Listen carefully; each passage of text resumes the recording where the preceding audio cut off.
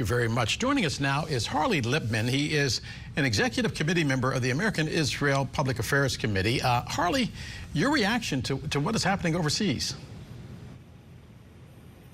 Well, it's horrifying. It reminds me of what happened to Jews in Germany in 1938, which was called Kristallnacht, where Jews were attacked by mobs and beaten to death and murdered.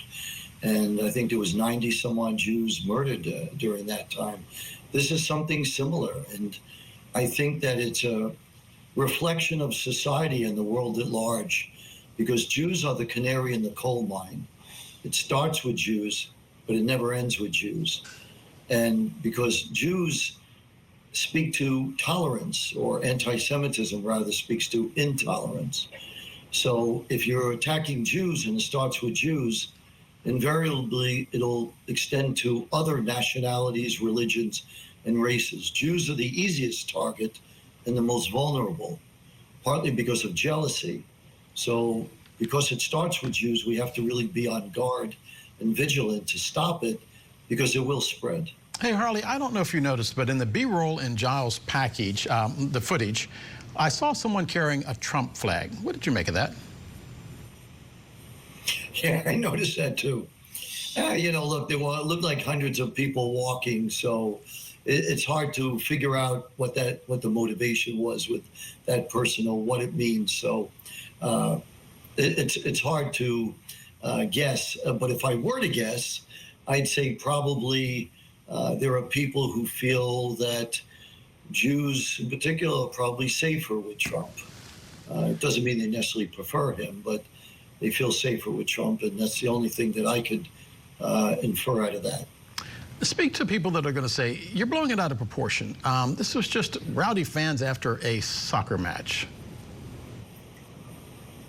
Well, back in the day, I was a student in England, and I went to soccer matches, and I supported Manchester United, and I got into fights, but they were very equal, and it was not personal.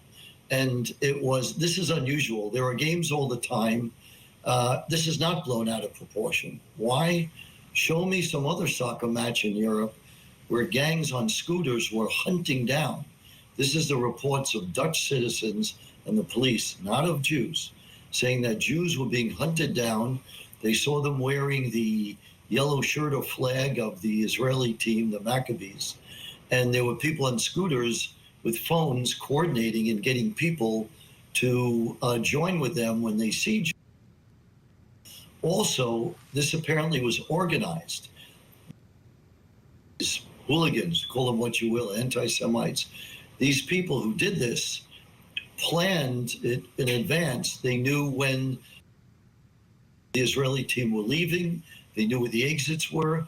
They knew if they had to walk through any narrow alley, and they were ambushed.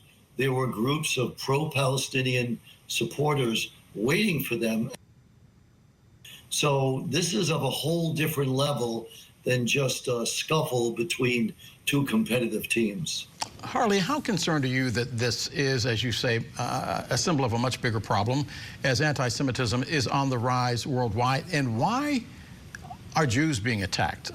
Jews are angry about what's happening in the Palestinian territories in Gaza just as much as anybody else. It's not like Jews act as if there is a monolith with regards to the war between Israel and the Palestinian territory. And also, a lot of the people on campuses here are African Americans who are protesting the same Jewish community that came to the rescue of the George Floyd protesters. Exactly. This is, you said it very well, and I'm quite pleased to hear you say that. Jews are like anyone else. Half the population of Israel is against the government. Jews as a group, are targeted partially, which, as I mentioned earlier, partly because of jealousy. It's an age-old disease that went into hibernation after the Holocaust. This intolerance and hatred of Jews. And it doesn't take much to bring it out. Whatever grievance you have or hatred you have, you could conveniently put Jews attached to it, even though it's distorted, because Jews are like anyone else. There are left-wing Jews, right-wing Jews, rich Jews, poor Jews. They're like anyone else. They may be, as a group, more successful overall, but they have it's extraordinarily unfair to pick on someone because of something you don't like being done in the Middle East. That Jewish person has nothing to do with what's going on in the Middle East.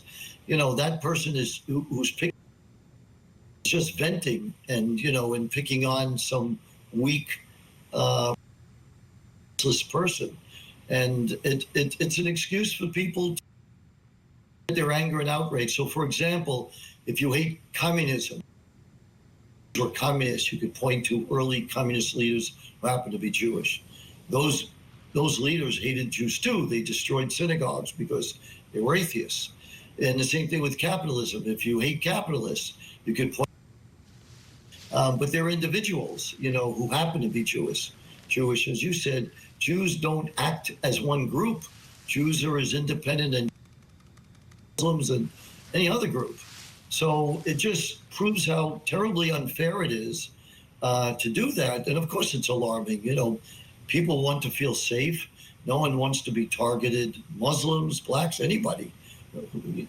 We grew up in a world, in a society where we'd like to believe in innocence, tolerance, respect for others. That's the world I want to be in, and seeing things like this scare me. Harley, thanks for being with us today. My pleasure. You got it. By the way, this morning,